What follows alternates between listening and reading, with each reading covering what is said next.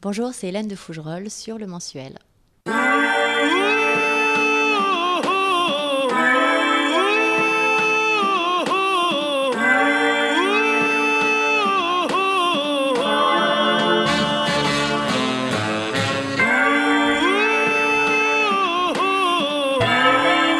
Alors je pense que j'avais bien réalisé qu'il y avait un investissement personnel qui était assez conséquent, et comme j'ai ma fille qui a aujourd'hui 10 ans, je savais qu'il fallait que je mette ma vie de maman un peu entre parenthèses. Et c'est vrai que quand on a joué au théâtre à Paris, c'était à la Michaudière, tous les soirs, tous les jours, 2 fois le samedi, 1 fois le dimanche.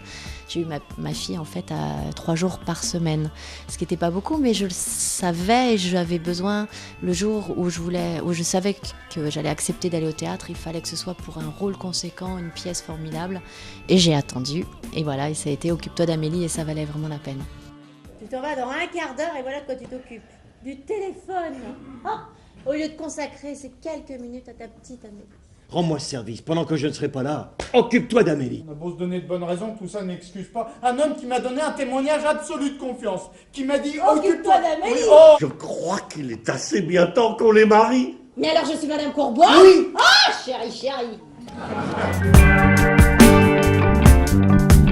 J'avais pris des cours de théâtre, mais c'est vrai que j'ai pas eu un très bon souvenir. Je trouvais souvent que les cours de théâtre étaient faits par des professeurs qui avaient peut-être pas une carrière, qui donc avaient un jugement assez difficile. C'était souvent intellectuel, pas drôle.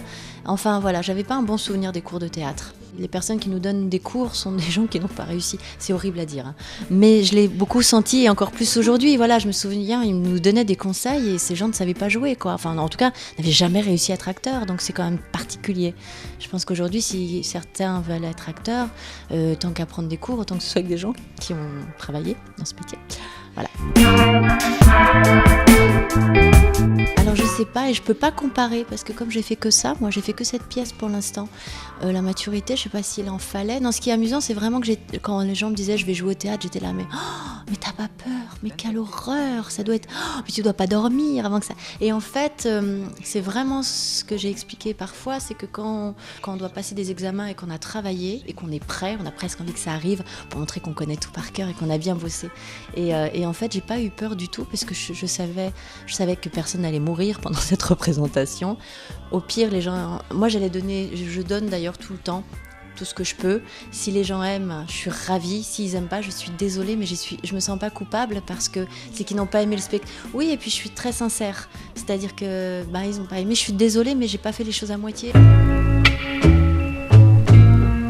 Pour être sincère aussi, quand je suis allée au théâtre, souvent je me suis ennuyée. En tant que spectatrice, je suis une très mauvaise spectatrice, j'ai aucune culture théâtrale, et 8 fois sur 10, je me suis dit pourquoi je suis là. Souvent je m'ennuie, c'est un télo, et on a l'impression qu'il n'y a que les acteurs qui se font plaisir, donc je me suis jurée de jamais infliger ça aux gens. Maintenant, si on n'aime pas Feydeau et si on n'aime pas notre spectacle, c'est parce que ça correspond peut-être pas. Mais même là avec Balutin, vous allez retrouver, on fait ça un peu de façon naïve, et c'est enfantin, et on est là. Nous, on s'amuse. Alors les gens, j'espère qu'ils s'amusent aussi, et souvent c'est le cas. Quand ils y vont avec une démarche de se dire on va s'amuser, ça marche très bien. Si c'est une démarche intellectuelle pour essayer de voir un Feydeau, et là c'est vrai que les gens peuvent s'ennuyer. On m'a proposé ça, on m'a proposé cette pièce, on m'a proposé ce rôle, et je me suis dit si je fais un jour du théâtre dans ma vie, ça va être ça. Maintenant, le problème que j'ai, c'est de trouver un rôle à la hauteur de ça, d'une pièce à la hauteur de celle-là. Et ça va pas être simple. Et puis tant qu'à me réinvestir dans le théâtre, il faut que je trouve quelque chose qui me donne autant envie, et de remettre ma vie entre parenthèses, parce qu'on est quand même beaucoup plus qu'au cinéma. Au cinéma, c'est intense pendant 1 mois, peut-être 2 mois, mais là, ça a été intense pendant 9 mois sur scène, ouais.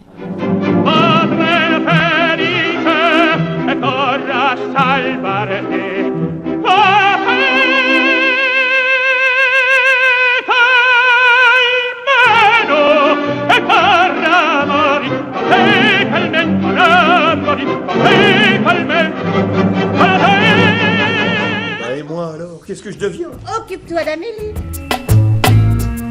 Je l'appelle mon papa, je lui écris à chaque fois qu'on part faire des tournées, je lui écris des lettres en disant à quel point il me manque.